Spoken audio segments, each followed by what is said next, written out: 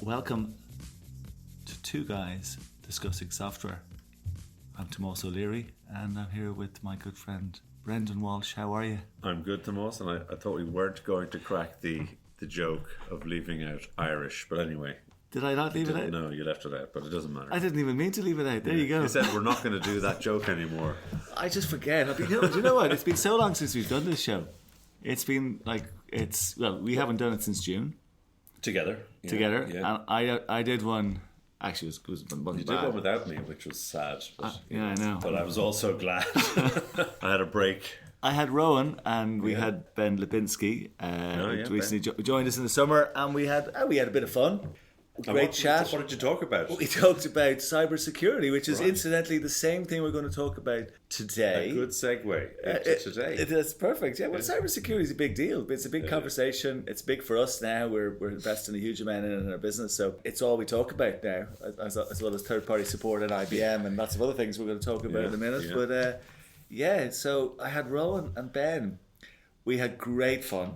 But I'm glad you're back. Yeah. Well, they're entertaining fellas. So, but yeah, I'm glad to be back. It's been a summer of mischief, although I've seen you. But you were on holidays in July. That's why we couldn't have you. And then I was away. Extended holiday, yeah. I was away in August down in West Cork, and then we were travelling. Actually, I have been. Why did I tell you where I've been? Mm-hmm. You probably don't even know because we haven't seen you much. Been in Germany twice. 2 weeks in Germany. I've been to London twice. This is all since September. And I have been to Sweden, Stockholm, for a few days. It's been it feels like normal, like out in the road. It's good to be back. And do you know where I'm going Monday? The US. Yes. Yeah. And I'm following you over. I know, we're going to have a little chit chat over for there. Our open house. Well, I've been to London as well. I was at the ITAM review, Wisdom 2021 in the Oval. Any good? It's pretty cool, actually. Yeah. Good place to be with Martin Thompson and the guys. Yeah. So enjoyed that. And it was the first in-person event, I think, I was at for, I don't know, like 19, 20 months, whatever the number of months. Can't remember. I mean, end of 2019 actually was when we last really had anything, isn't it? It was good. Everybody was so happy to be back and actually having some proper conversations without a screen and, Is it funny when you're meeting people again? No audio problems, all that stuff that happens. Or you're on mute. And you're on mute. I mean, everybody does it. Nobody has learned how to use Teams or Zoom, Did you have people speaking with you but you couldn't hear the sound? It just doesn't happen in real life, know? It was good. That was good. But I was very fortunate. I got to go to Paris on a work trip. Excellent. It was fantastic. What a city. And it was beautiful, and on the first day we had 19,000 steps because we decided to skip the metro. Oh, cool. And just walk to the various locations. And what was the weather like? Fantastic. It was like Paris in the spring, except it wasn't. It was the autumn. Yeah, it's lovely. But it was awesome. Yeah, it was really good. So that was also meeting customers. Did you have pumpkin soup? I love pumpkin soup. I actually had French onion soup. All right. Escargot. All right. And I just stayed away from the steak frite because that would have topped it off with all the traditional thing. But it was great. Yeah, they do a mean now. I was fine in the autumn in France. Pumpkin soup, in Paris restaurants. They do a mean pumpkin soup. But I must mention we have a guest today. We are. This is. Why is it cybersecurity? Because we had Cybersecurity Month in October. It is the European cybersecurity promotion. Had in October. We have a load of webinars going on. Ben has been doing great work since he got in the door. And we have a webinar coming up in a couple of weeks' time. And we have one of the speakers at that is a guy called Graham Day. Mm-hmm. He lives here in Ireland. He is a cybersecurity expert, guru. He spent 23 years with the UK government as a cybersecurity and counterintelligence expert, and spent the last 7 years as a consultant. And he's written a book. So we haven't done this in a while. Got somebody who wrote a book on the show, so we're looking forward to have a chat to him. Let's talk about the book. We're going to chat to him later about that. Very good. But before we do that, we have to have a chat about what's going on in the world. It's November, start of November. We just missed the end of October. Movember. Are you going to grow a moustache, by the way? I'm going to I've committed to having a moustache. I didn't say how I'd get one. I committed to having a moustache. Is that not good enough? That's good enough. Yeah. There you go. Yeah. Like So false one. Yeah. yeah. Fair enough. There's always smoke and mirrors that go on in the world of moustache growing, as indeed there is in the world of business. Yeah. Speaking of smoke and mirrors, tell us what's been happening with our really good friend IBM. IBM, the three-letter friend. We have to talk about them. Yeah, we do, and we always talk about them. So we have to start with them because it's been a while. But I guess the biggest news, really, on the IBM side of the house is that Kyndryl, if I'm spelling that right or pronouncing that right, they have been cut loose. So as of yesterday, from IBM. Which I think is, it's probably a good thing in the long run for IBM. I'm sure it's such a good thing for Kyndryl, but they immediately dropped, their share price immediately dropped. It was like they walked out the door like a free man, rang the bell, and the share price dropped 6.7%. So, but everybody knew that was going to happen. I mean, honestly, it's not the most attractive, if you're going to start a business tomorrow and you said we're going to do managed services, infrastructure management, we're going to manage all your, it's not very sexy. No. Nobody's talking about that. It's still not as bad as a crowd. What was that crowd in the UK called the Hut Group? Do you hear about those guys? They went to a meeting a few weeks ago. They're an online retailer like an Amazon for like beauty products. Do you hear about these guys? They went to a meeting and at the end of the meeting, they would, with investors, they walk out the door and the share price literally within a matter of hours drops 35%. Holy God. £2 billion drops off the value. What did they do at the meeting? I don't know what they did at the meeting, but it was outrageous. How it happened. 6.7 isn't too bad, I suppose. Well, everybody was saying people were going to sell. IBM held on to a share. I heard their CEO actually was listening to it earlier. It's normal they're going to hold on. He seems like an alright guy. Martin Schroeder, I think his name is. Yeah, well, I listened to some of his thing, and every question that the person asked him was also a very good question, And so that's a very good question. Yeah, well, he's been trained. He's been trained, but he was good. I mean, I've been going to hold on about 20% stake in the company. They're, what are they, 19 billion revenue. He's putting lipstick on the pig a little bit, I think. I mean, he said all the right things. He hit all the right notes, but it was pretty, interview 101 as far as I... But think of it as an investor, right? Go back to some of the stuff we talk about. Stocks going up and down. You talk about this all the time. Their value is, $6 billion valuation, right? I was having a quick look this morning at, say, two of their peers. Capgemini here in Europe. DXC as probably the closest peer in terms of revenues. They have a revenue of 18 billion, and the valuation is 8.5 billion. Now I don't know if you can compare. I guess you got to look at gross margins. You got to look at where's the growth coming from, what's been happening, what are the service. But they've probably as an outsider looking in, you'd say that probably Kyndryl and DXC are probably not that dissimilar. Yeah. So the valuation is about a third of their revenue. Yeah. So but you would expect DXC a lower revenue, but a higher valuation by about. There's room for growth. There's potential room for growth there. If they can hold on to their customers, if the revenue can stop falling, exactly. Because there has, in 2010, 2011, that was a $40 billion business, and now it's 20 billion. Yeah, so it's declined by 20 billion. Yeah, I mean, we look at Accenture. Accenture doing 50 billion. They would have been much smaller than IBM back in 2011. You know what I mean? Or were they even Accenture back then? Was the Arthur Anderson before they make that? Yeah. I mean, they had to come through a serious kind of load of problems to create, but they have a $50 billion business. So it's. I mean, listen, we come out heavy on IBM for right reasons many times, but listen, I think the jury's out on this organization. I think what it does, though, my own view on IBM, thinking about the companies who use IBM and negotiate, all the big organizations that we talk to, it's going to present new opportunities to them, because I think traditionally the IBM approach, in certainly my experience, and I think in yours, is they go in with so many things they can offer between their managed service business and all the security product, and particularly for companies who have heavy investment in legacy technology, that they go in and they can hide stuff in a deal, because the deal is so big. They can hide stuff, and they can say, well, it's nearly the top line numbers all that matters. They don't have really those options now. They've kind of carved away a business that, let's say a customer they normally expect to do $500 million a year with. They can wrap in a 5-year deal at 2.5 billion, and maybe $1 billion in that is Kyndryl business. Now they don't have that option. Now it's a much smaller pie. They're looking at 250, 300 million, and they're starting to scrutinize it. They can't bury it all into the same pot. So I think it's going to make things easier for customers actually to negotiate with IBM, and harder for IBM to kind of hide stuff. So I think it's going to be interesting. Yeah. Well, maybe it's rather than trying to bury kind of I think they call it like value settlements and value deals, that they'll actually just sell people what they want rather than giving them stuff that they don't want. But I've still seen recently talking to some customers about, why do you have this particular software at this entitlement? And they go, I'm not really sure. I think it was part of the settlement, or it was like a value deal, and we're not really going to use this particular cloud pack, and it just happens to be there. It's like they're still at it. They're just now calling it a cloud. But anyway, old habits. And if you've been looking at IBM's numbers, I believe. Yeah, I mean it's it's not like pretty. I mean revenues are up 1%. I don't think many organizations would accept that. If you compare that to Microsoft, up 21%. If that's one of their peers, their revenue growing, and Azure growing up 51%, revenue up 1% year on year.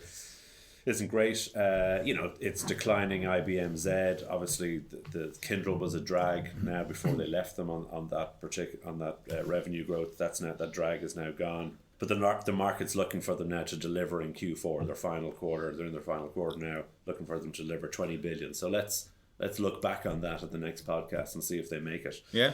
But compared to their peers, they just don't seem to be, as achieving as much. Can they get to, like Microsoft, 46.2 billion, up 21% in a comparable quarter, their fourth quarter, 2021?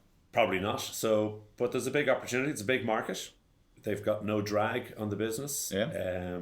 Let's see. Yeah. And they have new services, I believe. They do. I mean, part of their growth strategy, obviously, is to diversify and not just sell IBM software. What are they selling? Go on. Well, they're you selling. Told me earlier. Can't wait. Tell this to the people. Well, they're selling third-party support for Oracle. They are in the same business we're in. They're in the third-party market, yeah. So they will now tell their customers, you don't need to stay with the OEM or the editor of the software. Actually, it's a viable alternative. Well, hallelujah. That's all I can say. And also, they promoted it by saying, actually, there are myths, and false facts about the ability of third parties to support you and maintain your software and even enhance it into the future while you transition to the cloud. And this is called third-party support. Did they jump on our website and rob any of our content, do you think? It looks very similar, but we'll have to get Michael and the team onto that one. So I believe, given that they're now promoting third-party support and the right to repair and the right to fix your own software and using a third party, I'd say they're possibly a potential applicant for free ICT. Well. Would they be? Now we're pushing a little bit too far. Actually, did you? So free ICT. No, because actually, do you know the one thing we do when we're looking to kind of form alliances in Brussels, and indeed we're about to do the same now in Washington. Check the references or check. Well, you check the background. So you check the background of the organisation and who's funding the organisation. And not just looking for, sometimes you might look at an organisation being funded by another organisation. You've got to look behind that organisation. Let's say Digital Europe is a classic one, but there'll be many, many others in Brussels. And Digital Europe is funded by all the big tech companies. But actually, on that point, I don't know if you saw, there was a recent report out by an organisation called Corporate Europe Observatory. And they looked at the amount of money that was spent by lobbyists per annum in Brussels by the tech industry, and it's almost 100 million. 100 million a year to influence either directly or indirectly. So directly would be where IBM or Microsoft or Facebook or Google or Alphabet, I should say, goes directly paid at lobbyists, but they also then fund organisations like Digital Europe and many others. So for that reason, I wouldn't have IBM in the same room as us, unfortunately. It's great that they're doing this because it validates our industry, which is nice to get. But a question on that. So it's 100 million. Yeah. And is it just to pay lobbyists to go around trying to convince legislators to weaken legislation or dilute legislation? Yeah. Or is there any money going into brown envelopes? No. Because there is. I mean, but the way Brussels works, there's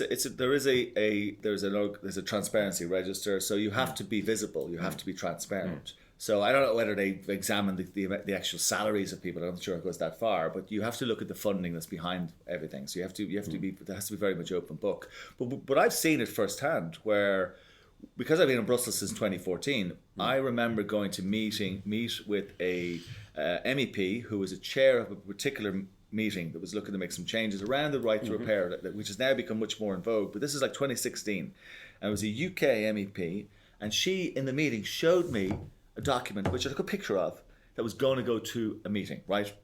Went to the meeting to be discussed, and it was voted on. And you can actually see, you can go on in the European Commission website, it's very transparent. You can see who was at the meeting and how did they vote. That was voted down. It's passed at that meeting, but then was voted down subsequently. All right, was diluted. And this is what they do. They do go in, and their job is to water down or block or obstruct any well-meaning legislation. And I mean, think about the right to repair, the choices that you and I make as consumers and businesses can make for us as a business. You know, these are things that you think they should be absolutely fundamentally allowed. Their job is to stop any progress in that area, or if they can't stop it, to slow it down. Like there was in the report it talked about 75% of the meetings relating to current legislation are with industry lobbyists, and 86% of these meetings, this is with the tech lobbyists, were with the 6 big tech. You know, it's just the amount of time it consumes. Like we do this, of course, we're also lobbyists. You could say, oh yeah, well, we're at the same game. But if you're not at the table, then forget about it. Yeah, but you don't have the number of lobbyists, and you don't have the same funds. Not even remotely close. You know what I mean? The amount of money is like, it's like, you know, they'd spend it in a minute. Our full budget for the year. You know, so I think it's great that the European Corporate Europe Observatory pushed this one out there, because it's actually, they need to shine the light on it. I mean, it includes all of the big players that we know about. But it includes also the likes of IBM and Oracle and you know, SAP. All of these guys are doing the same thing. They're all in there. And I think I did read that the big tech, as you mentioned, compared to the car industry, have several times more lobbyists.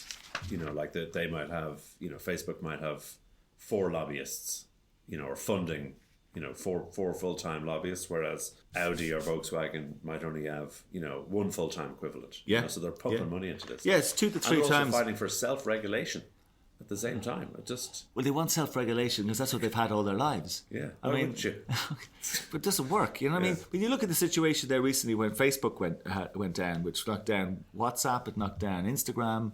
Globally, like it went down for several hours. I mean, people couldn't book taxis, people couldn't do business. If that happened in the banking industry or the energy industry, if the grid went down, like there's rules and regulations. They have obligations to their consumers.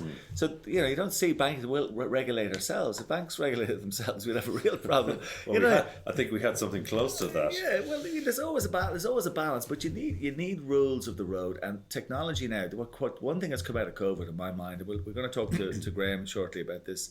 The one thing in my mind's come out of it is the importance of technology. The importance of technology, and we can't have big organisations dominating the landscape. I mean, I don't know whether you saw the news about the European Court of Justice case there between where they adjudicated. So despite all the lobbying. Despite all the lobbying, but common sense can prevail. Common sense can prevail, and there's lots of well-meaning legislation that happens in Brussels, in Washington, and all around the world, in London and everywhere else. So there's a lot of well-meaning legislation that comes out, and courts generally try to make right decisions. So the European Court of Justice made a decision. It probably missed everything, because it's the sort of thing that's kind of a small like footnote in the bottom of a newspaper article or a magazine article. But actually this was really important, and it's all around the kind of right to repair in the technology spaces we're in. So a organisation in Brussels, a software company, is selling software to a arm of the Belgian state. This is nearly 10 years ago or so. And somewhere along the line, about 10 years ago, the relationship breaks down a little bit, and the Belgian state company, still has a perpetual right to use the software, makes a change because it needs to fix a problem with the software. The company... It decompiles It decomposes the software. Don't worry about the detail. It does. It makes a change to the software, which is basically an infringement according to the IP owner, which is a company called Top Systems. It says, no, you're not allowed to do that. You're infringing. And they say, well, we actually have a right to do it because actually within the European Software Directive, it's always been there that you have a right under particular circumstances to address, but nobody's ever challenged it. Of course, the software company, like all software companies do, go, oh, that's our IP, and throw the lawyers at it and try to terrify them. Fair play to the Belgian state. They went to court, they defended themselves, and they won, right? Doesn't stop there. The software company says, how dare they win? We're going to go again. And they appeal it to the the equivalent of whatever the Supreme Court is in top court in Belgium. The Belgian top court looks at it and says, well, actually, this is a European directive, and they pass it up to European Court of Justice. Now, obviously, this doesn't happen in the space of the time I'm telling you this. It happens over many years. Sadly, pretty quick, it does take time. But ultimately, what happened then is the European Court of Justice, about 3 weeks ago now, early October, makes a decision. Actually, it says, yes, absolutely. The Belgian State Authority has the right to do that. This is fascinating stuff because it's finally now putting some case law around certain decisions, which I think could have a huge impact. Think about this. When Windows 7 went out of support there a number of years ago, we had a situation in the lead up to it, there was over 1 billion devices globally that were running Windows 7. By the time it went out of support, there was estimates between 200 and 400 million devices still running Windows 7, right? Think about the sustainability and environmental impact of this. What happened to many of those devices had to be pulled out, ATM machines, pulled out of walls, replaced, okay? Think about ATM machines in the Western world.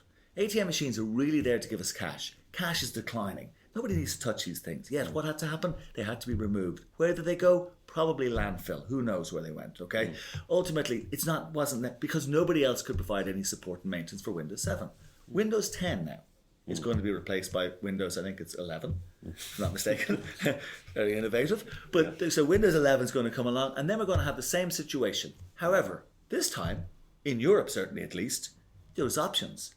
I think you're going to find that there's going to be new players coming into the market who will be able to use this ruling to say, right, actually, let's go after that market. Let's provide these several hundred million devices and however thousand customers there are. There's a business opportunity. So this is great for Europe, by the way. It's really, really good for Europe. Sad that the US isn't taking a lead in this, but actually the US is catching up. So I think you're going to see some good stuff there. Yeah, it's pretty groundbreaking. Yeah. Very, and I think IBM will love it. Well, of course, it'll make their provision of third-party support for Oracle much easier. They have to decompile the software code and make changes. And so, what do we bring Graham in? Let's bring Graham in. I mean, hello, Graham. I see you've joined us there. Nice to meet you. Likewise, gents. Pleasure. Graham, you're in Ireland. I believe you're in the Midlands somewhere. I am indeed. Yes. And you're a friend of Ben's, is that right? Yeah, Ben and I have a common history, so we say. Yes. Although I used to work for a living. Yeah, well, that's okay. You did, did you do 23 years of working and then 7 years of not working, or the other way around? No, 24 of working and then 6 of not working. Yep. Good. Well, listen, welcome to that. We that's exactly how we operate here at Original, as you probably heard from Ben already. We had Ben on the show there. Well, the last show we did back in July, and I believe you're doing a webinar with them on security. First, I'd love to ask you a question, actually, Graham. I mean, and you can tell us a little bit about yourself as you answer some of the questions, because I'm sure the listeners would love to know a little bit more about you. And I know you've recently released a book, Security in the Digital World. So we'll have a little chat about that in a minute. But I would like to ask you the first question, actually. The Cybersecurity Month that's happening and actually just ended at the end of October there. Is. Yeah, I mean, it's been running for 18 years, I believe. We saw a bit of it visible in around our business. I mean, how seriously is this taken by I know cybersecurity is really important to big corporates, but are we taking it seriously enough, do you think? We are taking it seriously enough. The frustration is it's not getting as wide exposure as it needs. So as an industry, we are very much focused on, rightly so, profit and encouraging the development of business. But unfortunately, that's not the sector that needs that awareness. In my opinion, that's not the greatest sector that needs that awareness. What is? Well, the home user, more so than anything else. because fundamentally, businesses have organizations like Origina, businesses have internal information security functions. Yeah. What's the home user have? I mean, they have that reliance on industry, that legislation will be put in place and that regulatory body exists. They have that trust that industry is acting in their best interests. And unfortunately, we know that's not the case. Yeah. It's funny you say that. When COVID kicked in, we all moved home. We all had the technology. I mean, the vast majority of the staff at the time, they're with us, all had laptops provided by the company and all that sort of stuff. But actually, we didn't ask, who was your internet provider? Did you share the internet connection with anybody else? Who did you share with? There was no exact, the sort of thing you do in an office. So it was actually in my mind, but actually there was nothing we could do. Like ultimately, you had to carry on working and you had to put people at home. And we've recently, as part of our own changes we've made, we obviously have the security part of our business that's outside helping our customers. But internally, we brought in a chief security officer, and we recently brought in our general counsel, Guy Tritton, now, who has been helping us for the last 7 or 8 years, has joined us as chief risk officer. Because actually, and these are the sort of questions I said to him when he came in. I said, listen, what do we do about all of this, that we're all working from home? And not just the people. So let's say you worked in the office and brought home a secure laptop. You might be okay, because you've got maybe some software on your laptop. But what happens if you join the company during COVID and you were interviewed over Zoom and then you get a job? You know, we haven't been to where you live. We don't know anything about it. How do you deal with it all? Is this what gave you the inspiration for writing the book? Yes and no. So the book was a good while ago, and it actually started as a personal project because fundamentally, and as you say, I can allude to my background. I worked in the UK public sector for 24 years, and my function was always protecting people who can't protect themselves. Okay. And that's what my goal was with the book. It didn't start as a book. It started as a little project. I wanted to protect my grandchildren because at the end of the day, they are the digital generation. Yeah. As far as they're concerned, we're all like dinosaurs. We're all archaic. Oh yeah, totally. Yeah. And I wanted to protect my wife's parents because fundamentally, technology is not exclusive to the current generation. It's not exclusive to Generation X, Generation Y, But respected elders, they lived in a trust generation.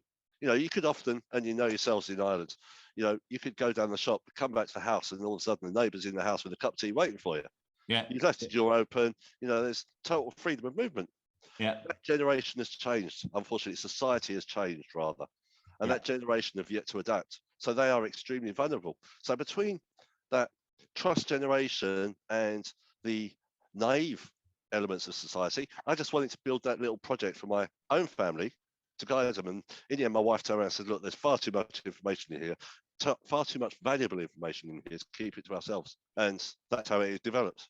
And how does this then apply to companies? Is it along the lines I've described to you, that little anecdote about how the sort of problems that were going on in my head? Are they the sort of things? Are there, or am I even missing many of them? No. I mean, I remember I was talking to a little girl recently. My daughter minds her and that, and actually it wasn't her. It was a friend of the family, and her little daughter turned around and says, "Well, I can tell you what my mum's password is at work because she lets me on the computer." Okay. And she showed me what the pin is to unlock the computer. Yeah. And it's like, okay, you've got that aspect, and then you've got, well, we've got such a dependency on passwords, and rightly so. People need passwords, for example.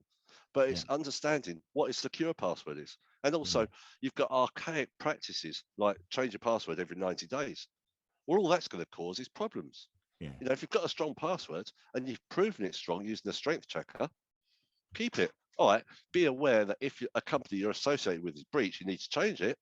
Yeah. But it's all these little easy practices that people aren't aware of.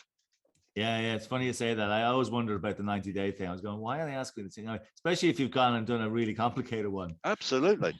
It's hard enough to do the first one. Have a longer, stronger password. Why change it? If it works, why change it? Yeah. If your telly works, you're not going to change it after 90 days and say, I want a new one. I like your style, Graham. Common sense. I like it. It's totally common sense. So there's an example of something at home. You've got home users, office workers who are working from home, who are coming in and out of the office, Are there other threats like that? I mean, Pat, you talked about, passwords. What do you talk? Is it possible, you're on the way to work and you pull in at a coffee place and you're the traffic's heavy and you pull into a Starbucks or the local coffee shop or that public Wi-Fi is a diamond, isn't it? And you work in the finance team and you start doing the banking. Well, you've got more than one aspect now, because you've got the public Wi-Fi. So straight away, you're going into an open network, and unless the organization has introduced something like a VPN, which is a secure channel for your communication, which touches to your laptop, unless they've introduced something like that, everything you're transmitting is over a public network. Yeah. Now, they provide that for convenience, not for security. You go into Tesco's and you access the Tesco network, and you're doing your shopping, checking your shopping list, and all of a sudden your bank comes up and says you need to verify this. So you're accessing the bank in Tesco's, But then the other aspect is when you think about it, and this is the threat that most people don't know about. Apple, as an example, they can charge a bomb for their charging cables, and people will resent that possibly. But at the same time, you could go down a local shop, buy a charging cable for $5, use it in anywhere, and all of a sudden that charging cable has embedded malware that transmits to your device. And that's for your phone, and that exists nowadays. So you've really got to be careful where you're sourcing. I never would have even thought of that. Okay, so you can actually introduce malware through additional devices. Yeah. And it's okay. So you might have picked up on, I don't know what stage you joined the show, but you might have picked us talking about regulation and Brussels. There's an example of, the industry actually isn't just, so the industry has spent all its life saying it's all about self-regulation. We need to regulate ourselves. Absolutely.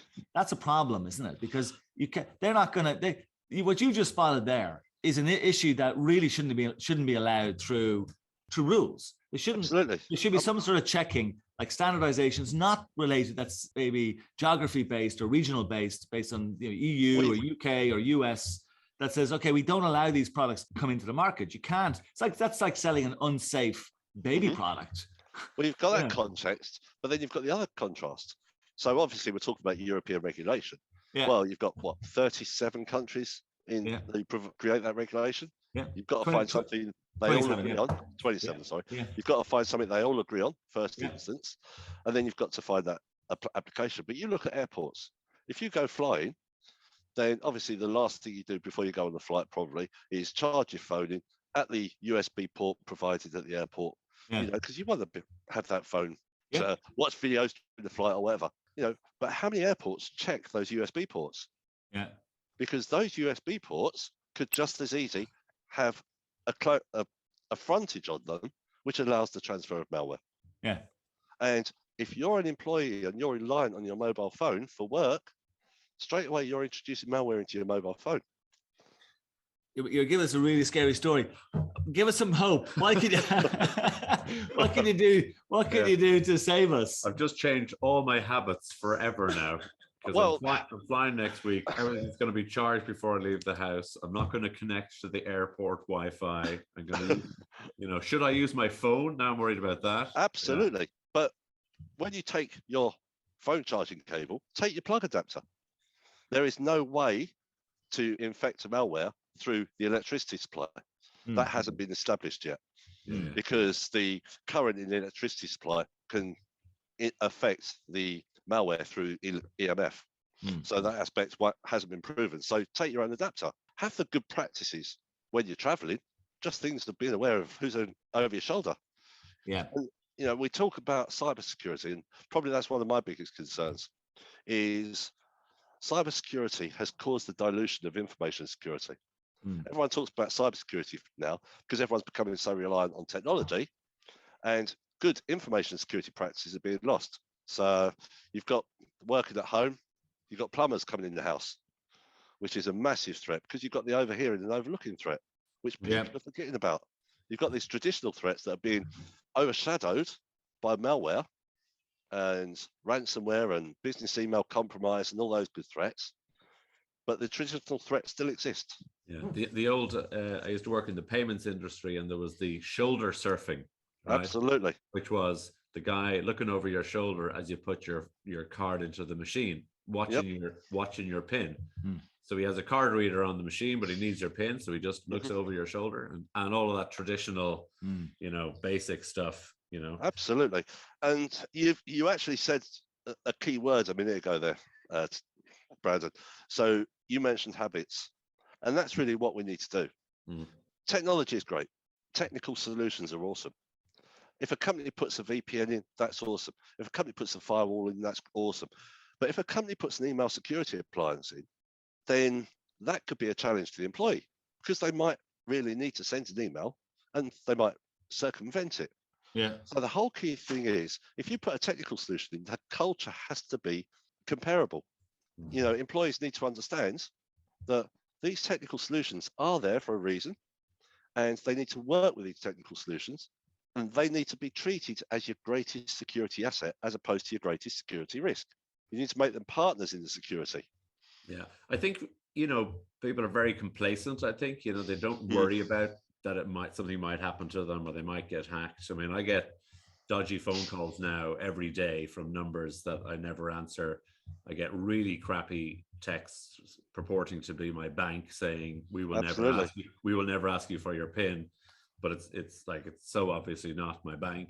So it's definitely on the increase, and I think certainly in Origina we do make people aware, very very conscious of this is happening. But I think in general the public are both not really aware, quite complacent, and actually putting in stuff at home is also quite complex and can cost a few bob, right? So if you want to lock down your house, you got to have probably a hardware firewall, costs a few quid. You probably have to have anyway, a pal of mine has locked down his house, but it seemed overly complicated. So can we remove the complexity? That's the challenge. I mean, Thomas mentioned a few minutes ago about regulatory requirements and so forth. I mean, I remember giving a talk to security professionals, 5 years ago? And it was all about, the one thing I turned around to them and said is, look, people are reliant on professional security providers to ensure that what we put in place is a control. So this was a physical security convention. I said, a lot of you guys are installing CCTV, but how many of you understand the need to change the default password, the need to change the user profile of the user account name? You need to learn these things as well, so that you're introducing a control and not a vulnerability. Yeah. But then from a regulatory perspective, security industry has an established regulator, has a significant regulatory body, but they still aren't aware of this challenge. They're waiting for the IoT to develop a regulator, which isn't going to happen in any time soon, but they're not adopting this new way of working. So that's the challenge. Yeah, no, it is. It's funny. The whole COVID has really brought all of this to a head. I mean, I think what you described there would exist anyway, but I'm just thinking about some of the things we're talking about here in the last few minutes. And no matter how, I mean, people who listen to this podcast are mostly people either in large companies or working with large companies. And you would have thought historically those organizations would be immune to these. Would you have thought, okay, so the layman on the street might think they're more likely to be okay because everybody works in the office and they can control. But actually, they're now probably in a worse position because they've put everybody out working from home now. They have probably hired, take a company with 50,000 employees. In the last 18 months, they probably replaced certainly maybe up to 20% of their staff. Yeah. So there's 10,000 employees that weren't there pre-March 2020 and may never have been to an office yet. Absolutely. Yeah. And even in the office, as Brandon mentioned about habits, we need to make it habits. But at the same time, the company has that responsibility. I mean, the basic one, even in the office, Brandon mentioned about shoulder surfing, massive one now. I mean, even working in Dublin, if you walk past an office building, how many times can you look in the window and see their screens? People don't think about obfuscation, or if you can't afford the obfuscation, if you want people to look in the building, that's great. Make sure screens are turned away from the windows. It's basic things like that. Yeah. And I mean, I love going into, some of the hospitals now. You go in and all the private clinics are in there, and that's great. And the receptionist is there, and they've got the router on the desk, or they've got the router up on the top of the desk. and you can see what the Wi-Fi password is. It's great, you know. At home, it's a challenge. It really is a challenge. You're like a version of Liam Neeson in Taken, I think. You're just you got you're seeing all the threats that none of us see. But I mean, we could get too paranoid. I think what you're if I'm listening carefully to what you're actually saying, you're pointing out these problems. But are we? What I'm trying to get an understanding here for us as users and businesses, we have to have, I guess, good habits. You talked about. Culture is probably very important here, and the one thing I always talk about, even in our own business all the time, is a healthy level of paranoia. I think it's okay to be paranoid in a healthy way, as in be aware that things aren't always what they seem to be. And absolutely, a little phrase you might, which I love, is absence of the normal, presence of the abnormal. You know, I mean, yeah, okay, yeah, good, yeah. So everyone wants to work.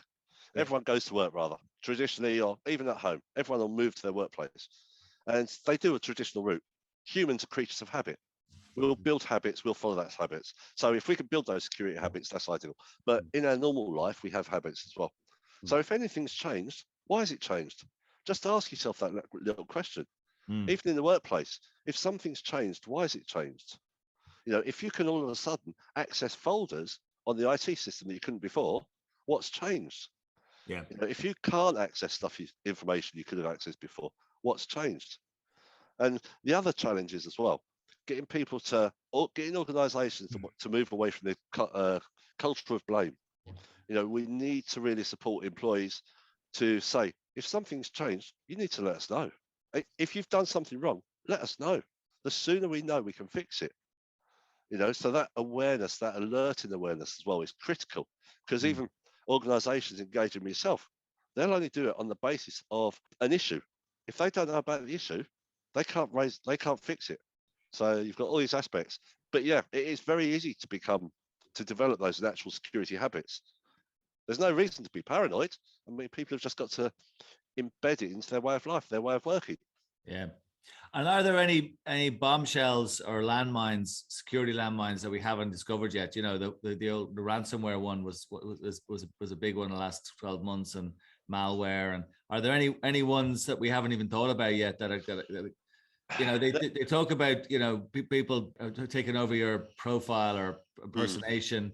Is that gonna happen? Increase? Is that?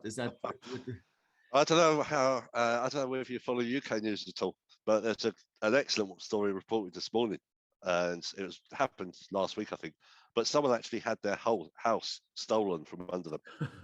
They actually had their house. Sorry, that's terrible. No, but basically, their identity was compromised to the extent that a person was able to open a bank account, engage a solicitor, and they actually sold their house from under them. The problem was as well, the police have turned around and said, well, it's not a criminal matter because it's all been done legally. It's like the police are now investigating it. But you've got that challenge as well. And the other aspect is it's not a threat that's not known, but basically you've got state sponsored. So the attackers are going to get better. State sponsored threats do exist. There's just a lot of, it's almost denial about them because they are so complex, and they can be so complex that organizations maybe don't have the maturity to protect against them yet. So I think it's, as I said, it's ever present, but it's just not reported too much. But I was reading that it's, you know, 2019, 2020, it's like state-sponsored attacks are up 40% or something. So it seems to be becoming very popular, fashionable, something. Absolutely. And probably the only other aspect that I really would want to draw attention to is that threat awareness, because, you know, people are trying to protect against everything, and that's not necessarily the case. What people need to understand is what threats exist in the UK and Ireland, and I'll clump the UK and Ireland together in this aspect because you've got the common internet pipeline and so forth. But what threats exist in UK and Ireland primarily, and those are going to be the threats that you're likely to encounter. I mean, okay, you can look sector-wise as well. So over in the States, you saw a lot of ransomware against hospitals. You know, that was a predominant threat. And look at the HSE. Yeah. You know, because it's the private healthcare sector, and that's what they're targeting. Okay. So you've got to look at the threats. You've got to look at the motivations. really conduct that threat analysis and understand the threats. What's the attacker after? Yep. There's a lot of things we got to watch out for, Graham. We're going to have to wrap that up, but I wanted to ask you before you leave us.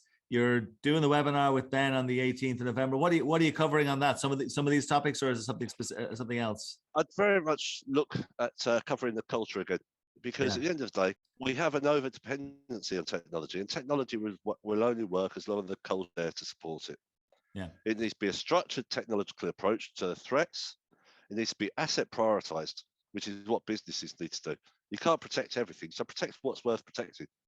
Brilliant. Yeah. And Graham, your book, Security in the Digital World, where is that available for download or in print format? Well, it's on Amazon. It's on Amazon. And it's very much about building those security habits. And I mean, I've got an app that's coming up that's available as well. Again, about building those security habits. It's all about, the whole crux of it is pretend you know nothing and build your security culture from that. And that's what it's all about. And organizations have to do that. They have to set a baseline of everyone knowing nothing and start from the bottom, work up. Well, I think I know next to nothing, so I'll start there. Yeah. Great. Listen, great. Lovely to have you on the show. Really, thank you very much for joining us. Best of luck. It's been an absolute pleasure.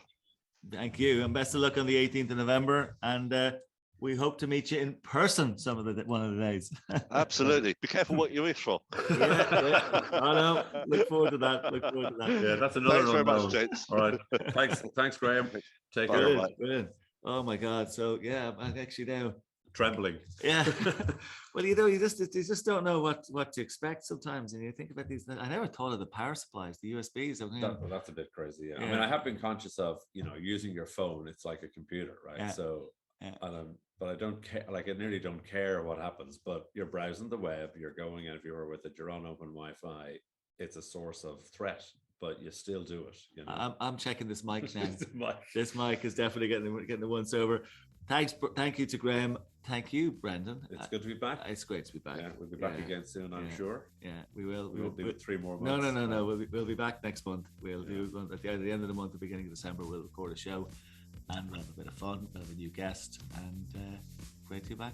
2 Irish guys discussing software. Very good. I got it. Take care, everybody. Bye.